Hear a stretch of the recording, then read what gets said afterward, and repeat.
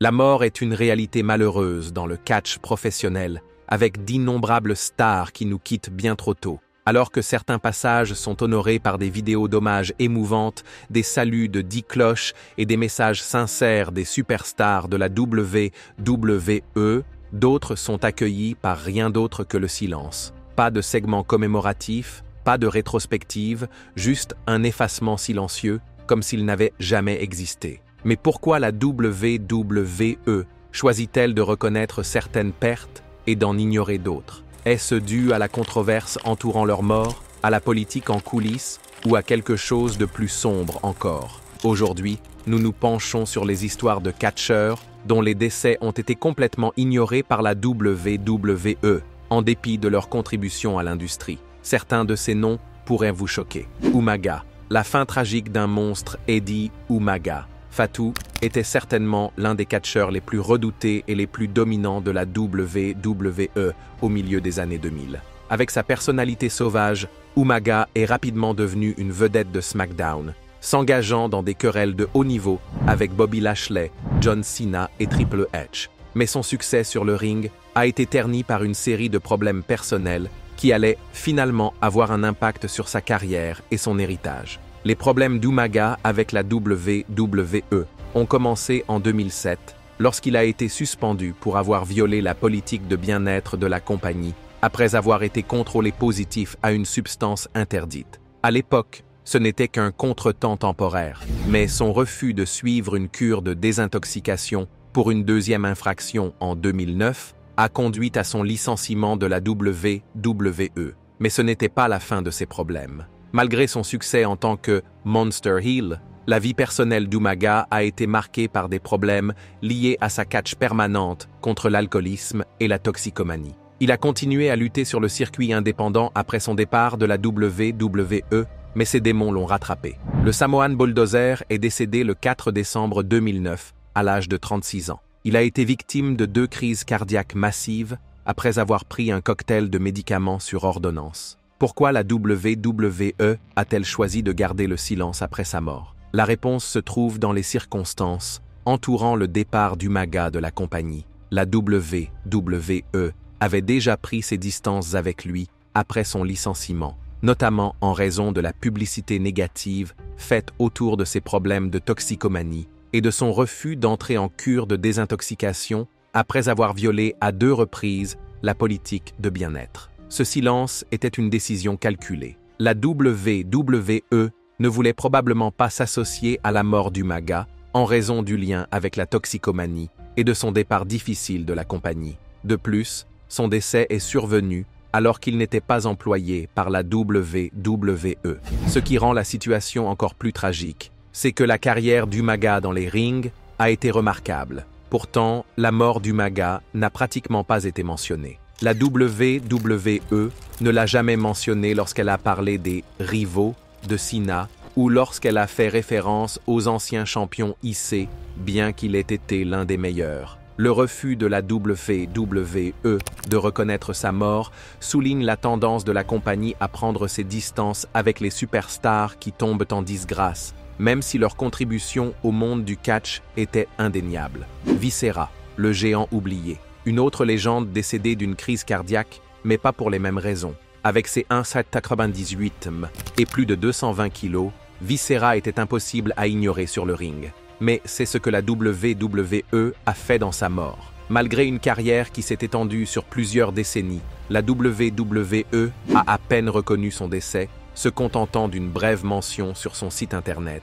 Pas de vidéo d'hommage, pas de minute de silence, juste le silence. Viscera, de son vrai nom Nelson Frazier Jr., a fait sa marque à la WWE à travers de multiples personnages. Qu'il s'agisse de King Mabel, d'un membre du monstrueux Ministry of Darkness ou de la World's Largest Love Machine, il a été un pilier de la programmation de la WWE pendant des années. Pourtant, bien qu'il ait remporté le titre de King of the Ring en 1995 et qu'il ait participé au championnat de la WWE, il n'a jamais été considéré comme un personnage de premier plan. En 2008, la WWE l'a libéré. Et bien qu'il ait continué à travailler sur la scène indépendante, les années de punition sur sa carcasse massive l'ont rattrapé. Le 18 février 2014, quelques jours après son 43e anniversaire, il a été victime d'une crise cardiaque fatale. Les fans s'attendaient à une sorte d'hommage, mais la WWE l'a encore une fois largement ignoré. Contrairement à d'autres sur cette liste, il n'y a pas eu de controverse autour de son nom, pas de scandale, pas d'ennui judiciaire. Son seul crime? Ne pas être une tête d'affiche. Mais les choses ont pris un tournant lorsque sa veuve a intenté un procès pour mort injustifiée contre la WWE en 2015, affirmant que la société avait ignoré les effets à long terme des traumatismes crâniens et des commotions cérébrales subis tout au long de sa carrière. Selon le procès, Viscera avait dû faire face à des problèmes cognitifs, à des pertes de mémoire et à des complications cardiaques, tous prétendument liés à la négligence de la WWE. La WWE a rejeté les plaintes, tout comme elle l'a fait pour plusieurs autres plaintes déposées par d'anciens catcheurs concernant des lésions cérébrales. Que l'affaire soit fondée ou non, une chose reste claire, Viscera a donné son corps à la WWE et, une fois parti, celle-ci a fait comme s'il n'avait jamais existé. Mais les fans n'ont pas oublié. Qu'il domine la division tag avec Men en a mission, qu'il écrase ses adversaires en tant que Mabel, ou qu'il se réinvente en tant que Viscera, il a diverti des millions de personnes. C'est la raison pour laquelle son héritage est toujours bien vivant. Ludwig Borga, la puissance finlandaise. Comme Viscera, Ludwig Borga a été une force montante, jusqu'à ce que la WWE l'efface. Au début des années 90, la WWE était toujours à la recherche de son prochain grand monstre talonneur, quelqu'un qui pourrait tenir tête à des adversaires comme l'Undertaker, Bret Hart et Lex Luger. C'est là que Ludwig Borga, de son vrai nom Tony Halm, est entré en scène. Ancien boxeur, combattant MMA et culturiste, Borga avait la taille, l'allure et la présence intimidante nécessaires pour devenir une grande star. Mais les efforts de la WWE pour le recruter s'arrêtent presque aussi vite qu'ils ont commencé. À ses débuts en 1993, Borga se voit attribuer la gimmick d'un homme de pouvoir anti-américain et sans état d'âme, qui ne cesse de dénigrer les États-Unis et leurs valeurs. La compagnie le présente comme une force inarrêtable, le faisant même mettre fin à la série de 2 ans d'invincibilité de Tatanka. À la fin de l'année 1993, la WWE avait de grands projets pour Borga, y compris un match potentiel contre Lex Luger à WrestleMania X. Mais c'est alors que le désastre a frappé. Borga se blesse à la cheville au début de l'année 1994, ce qui oblige la WWE à le retirer des grandes intrigues. Au lieu d'attendre qu'il se rétablisse, la WWE le laisse tranquillement partir, décidant qu'il ne valait pas la peine d'être investi à long terme. Contrairement à d'autres catcheurs qui sont revenus après une blessure, Ludwig Borga n'a jamais remis les pieds sur un ring de la WWE. Et la WWE a fait en sorte qu'on oublie qu'il l'a fait. Alors que de nombreuses anciennes vedettes, même celles de la carte moyenne, sont parfois évoquées dans des pièces de nostalgie ou des vidéos, Borga a été complètement effacé de l'histoire de la WWE.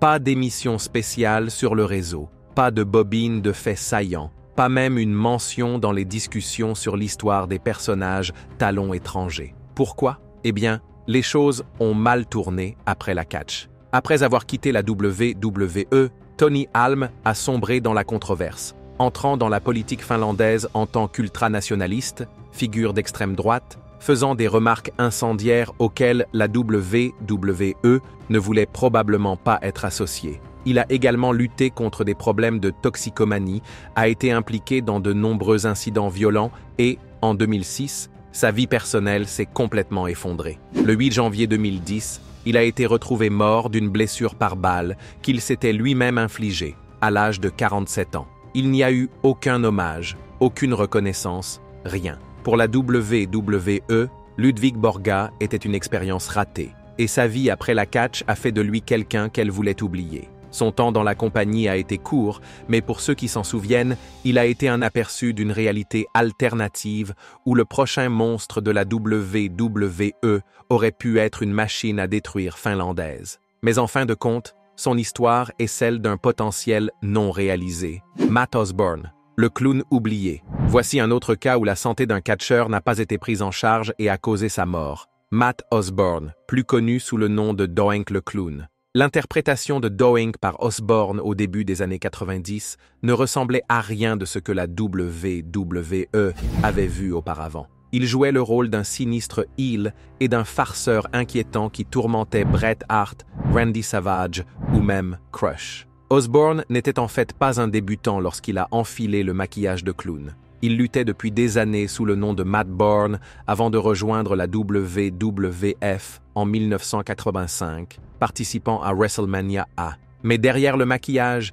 il luttait contre de sérieux démons personnels. Des problèmes de toxicomanie ont miné sa carrière et, fin 1993, la WWE a décidé de couper les ponts avec lui. Le gimmick de Doink se poursuit avec d'autres catcheurs qui reprennent le rôle, mais Osborne lui-même est discrètement mis à l'écart de l'histoire de la WWE. Après avoir quitté la WWE, il a lutté sporadiquement à l'ECW et à la WCW, mais n'a jamais retrouvé le même niveau de célébrité. Son état s'est aggravé avec le temps.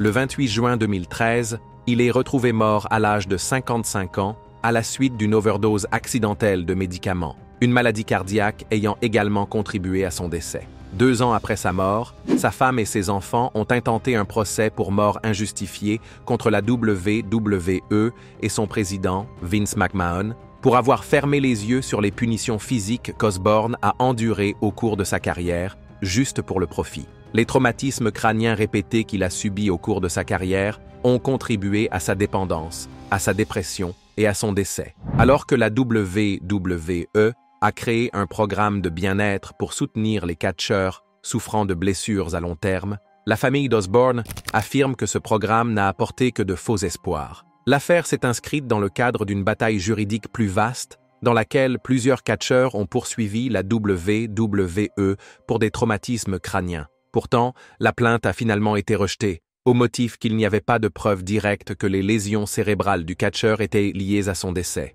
Et comment la WWE a-t-elle réagi? Par le silence. Pas de vidéo d'hommage, pas de reconnaissance à la télévision. La compagnie a rapidement pris ses distances, choisissant plutôt de ne faire référence qu'au personnage plutôt qu'à l'homme qui l'a rendu célèbre. Et avec l'histoire trouble d'Osborne, il n'avait aucune raison d'attirer l'attention sur son nom. L'héritage de Matt Osborne a été enterré sous des couches d'histoire oubliées, ses contributions effacées comme s'il n'avait jamais existé. Andrew, Test, Martin, la star que la WWE a laissée derrière elle. Une autre star abandonnée à cause de blessures. À un moment donné, Andrew, Test, Martin semblait destiné à la grandeur de la WWE. Du haut de son 1,98 m, avec un physique que Vince McMahon adorait, il avait l'allure, la prestance et même les bonnes relations. Bret Hart l'a personnellement aidé à s'entraîner avant ses débuts à la WWE en 1998.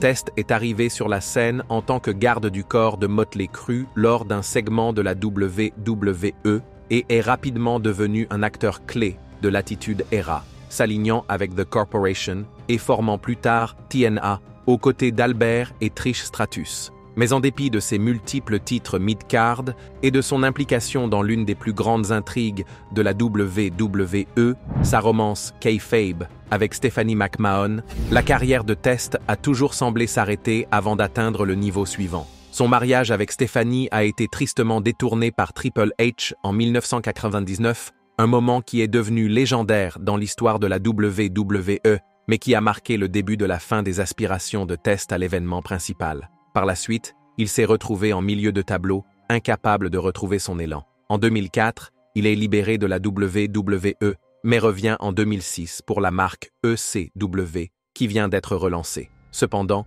à cette époque, son corps se décompose. Des années de catch ont eu raison de lui, et une opération de fusion de la colonne vertébrale n'a fait qu'empirer les choses. Son dernier passage à la WWE a été de courte durée, et en 2007, il a été libéré à nouveau, apparemment en raison de violation de la politique de bien-être de la WWE. À peine 2 ans plus tard, le 13 mars 2009, Test a été retrouvé mort dans son appartement de Floride, à l'âge de 33 ans. La cause? Une overdose accidentelle d'oxycodone. Plus tard, il a été révélé qu'il souffrait de CTE, la même affection cérébrale liée à des traumatismes crâniens répétés chez les athlètes. Son cerveau a été étudié par les mêmes chercheurs qui ont examiné celui de Chris Benoit après sa tristement célèbre tragédie. Contrairement à certains catcheurs décédés dans des circonstances tragiques, la WWE n'a même pas reconnu la mort de Test, alors que la WWE avait déjà rendu hommage à des catcheurs au passé trouble.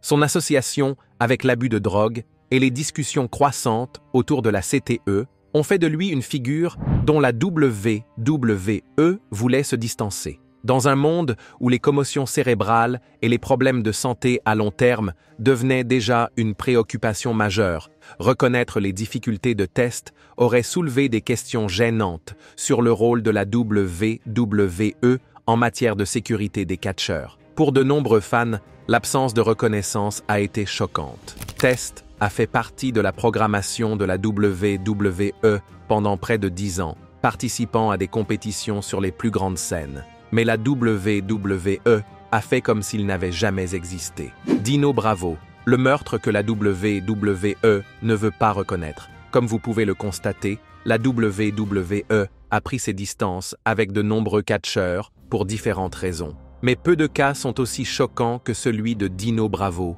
une ancienne superstar de la WWE qui a connu une fin violente et mystérieuse. Bravo, de son vrai nom Adolfo Bresciano, était autrefois une force puissante de la carte moyenne de la WWE à la fin des années 80. Présenté comme l'homme le plus fort du monde, il était connu pour sa force brute, ses cheveux blonds décolorés et ses liens profonds avec son héritage canadien. Le moment le plus tristement célèbre de Bravo a eu lieu à WrestleMania 4, lorsqu'il a tenté de battre le record du monde de développer, couché en direct à la télévision, avant d'être aidé par Jesse Ventura, ce qui a rendu l'exploit très discutable. Malgré sa présence physique et sa solide carrière, il ne s'est jamais élevé au rang de vedette principale et a souvent servi de tremplin à des stars plus importantes comme Hulk Hogan et The Ultimate Warrior. En 1992, alors que la WWE s'éloigne des gros bras musclés, Bravo, alors âgé de 44 ans, est libéré. Il s'est brièvement reconverti dans l'entraînement de catcheur en herbe, mais n'ayant pas de revenus réguliers, il s'est retrouvé mêlé au monde dangereux du crime organisé. Selon certaines informations, il entretenait des liens étroits avec la mafia montréalaise, en particulier avec les opérations de contrebande de cigarettes qui étaient en plein essor au Canada à l'époque. Il aurait donc été impliqué dans des activités illégales, utilisant ses relations pour faciliter le trafic de cigarettes de contrebande entre les États-Unis et le Canada. Ce travail comportait toutefois des risques mortels. Le 10 mars 1993, Dino Bravo est retrouvé mort à son domicile de Laval, au Québec. Il a été abattu de 17 balles dans ce que les autorités considèrent comme une exécution professionnelle. Aucun signe d'effraction n'ayant été relevé, on a supposé que Bravo connaissait ses tueurs et qu'il les avait laissés entrer de son plein gré. Son meurtre n'a toujours pas été élucidé à ce jour, mais beaucoup pensent qu'il a été éliminé à la suite d'un différend avec la mafia. La WWE n'a jamais reconnu publiquement la mort de Dino Bravo, et la raison en est claire. Son histoire n'est pas celle qu'elle souhaite voir associée à son entreprise. Une ancienne superstar exécutée dans le cadre d'un meurtre commis par un gang est le genre de gros titre que la WWE évite à tout prix. Contrairement à d'autres catcheurs tombés au combat, Bravo n'a jamais reçu d'hommage, et son nom n'apparaît que rarement, voire jamais, dans les rétrospectives de la WWE. Lance Cade, le prodige que la WWE a choisi d'oublier. Si vous regardiez la WWE au milieu des années 2000, vous vous souvenez probablement de Lance Cade. Ancien champion tag team promis à un bel avenir, il avait la taille, l'allure et, surtout, les bonnes relations. Entraîné par Shawn Michaels à sa Texas Wrestling Academy, Cade était considéré comme l'une des prochaines grandes stars de la WWE. Il a fait ses débuts en 2003, mais n'a vraiment connu le succès que lorsqu'il s'est associé à Trevor Murdoch en 2005. Le duo a connu un bon parcours, remportant 3 fois le WWE World Tag Team Championship et s'imposant comme une équipe heel fiable. Mais Cade était considéré comme celui qui avait le potentiel pour l'événement principal, surtout après avoir été pris sous l'aile de Chris Jericho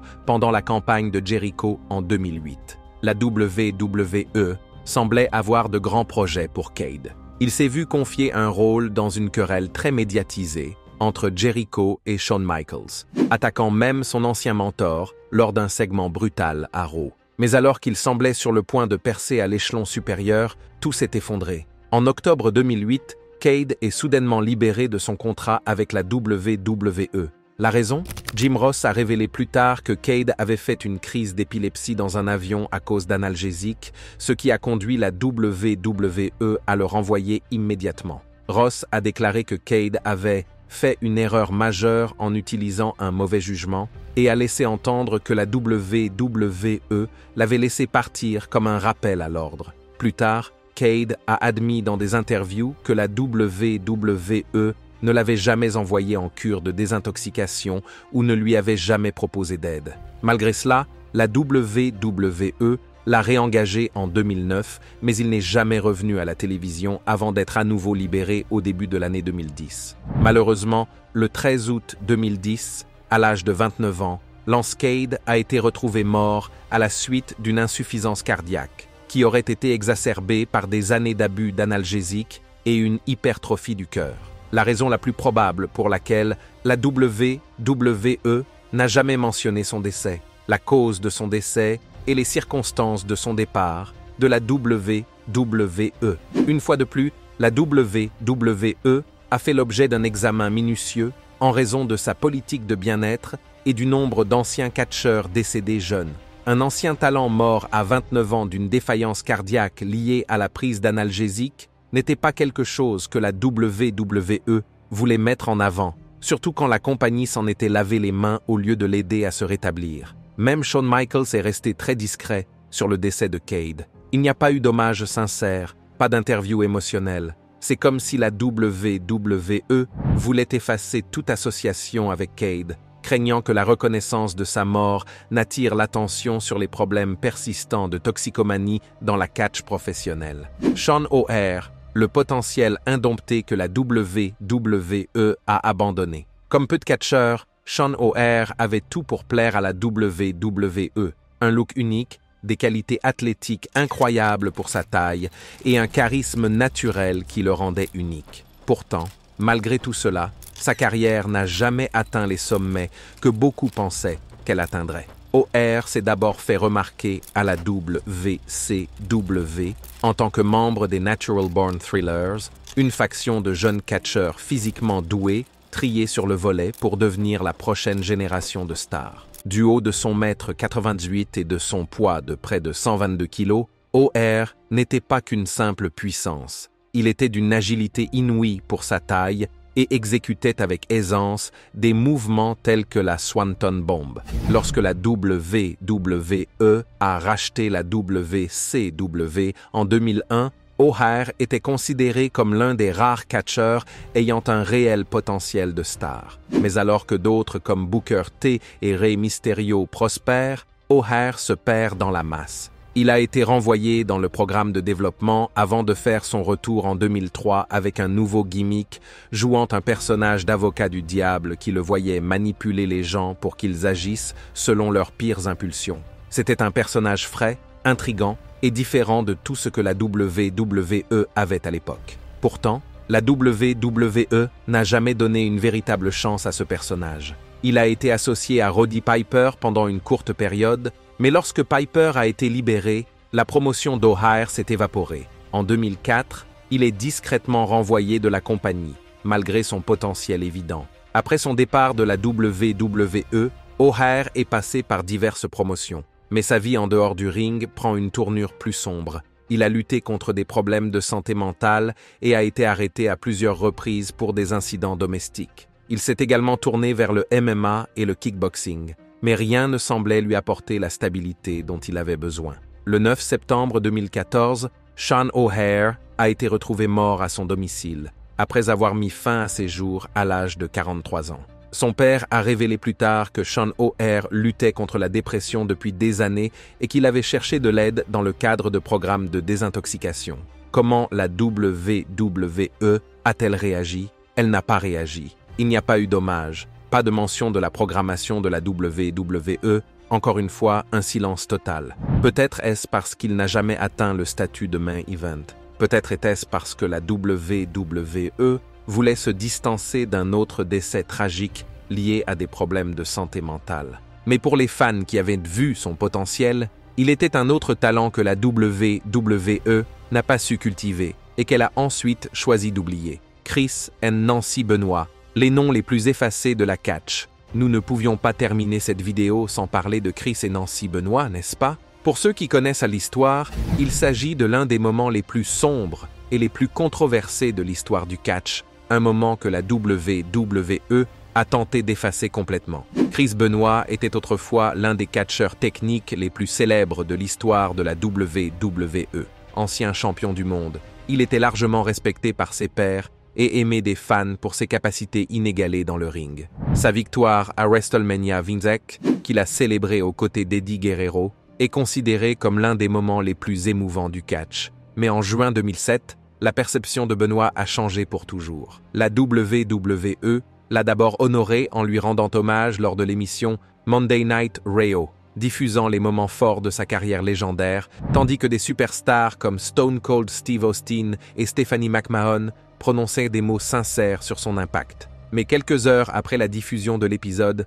l'horrible vérité a été révélée. Benoit avait assassiné sa femme, Nancy, et leur fils de 7 ans, Daniel, avant de se suicider. La compagnie s'est empressée d'effacer toute trace de lui. Vince McMahon a même participé à l'émission The Today Show pour parler de la tragédie, mais après cela, le nom de Chris Benoit n'a plus jamais été prononcé dans les programmes de la WWE. Ces matchs ont été retirés des rétrospectives et même des événements comme le Royal Rumble de 2004 qu'il a remporté sont présentés sans le mentionner. La WWE a fait tout ce qui était en son pouvoir pour prétendre qu'il n'avait jamais existé. Il ne s'agissait pas d'un autre décès tragique dans le monde du catch, mais d'un crime horrible qui aurait pu ternir de façon permanente la réputation de la WWE. Mais dans les efforts de la WWE pour effacer Chris Benoit de l'histoire, elle a également effacé Nancy Benoit, son épouse qui a joué un rôle important dans le catch bien avant sa fin tragique. Se produisant sous les noms de Woman, Beau et Fallen Angel, Nancy était une présence majeure à la WCW et à l'ECW, gérant des stars telles que The Sandman, Ric Flair et The Four Horsemen. Malgré sa contribution au catch, la WWE n'a jamais reconnu l'héritage de Nancy. Elle n'a jamais reçu d'hommage, n'a jamais été mentionnée dans les discussions sur le Hall of Fame et son nom a été enterré aux côtés de celui de son mari. Certains fans et personnalités du catch ont fait valoir que Nancy méritait une reconnaissance distincte des crimes de Benoit. Mais la WWE a été claire. Elle ne veut aucun lien avec la tragédie. En fin de compte, la tragédie de la famille Benoit est quelque chose dont la WWE ne parlera jamais. Un rappel effrayant de la rapidité avec laquelle une figure bien aimée peut être effacée lorsque la réalité derrière ses actions est trop horrible pour être reconnue. Quelles sont les morts ignorées qui vous semblent les plus injustes? Faites-nous part de vos impressions dans la section des commentaires et avant de partir, n'oubliez pas d'aimer cette vidéo et de vous abonner à Ring Rivals pour ne pas manquer les prochaines.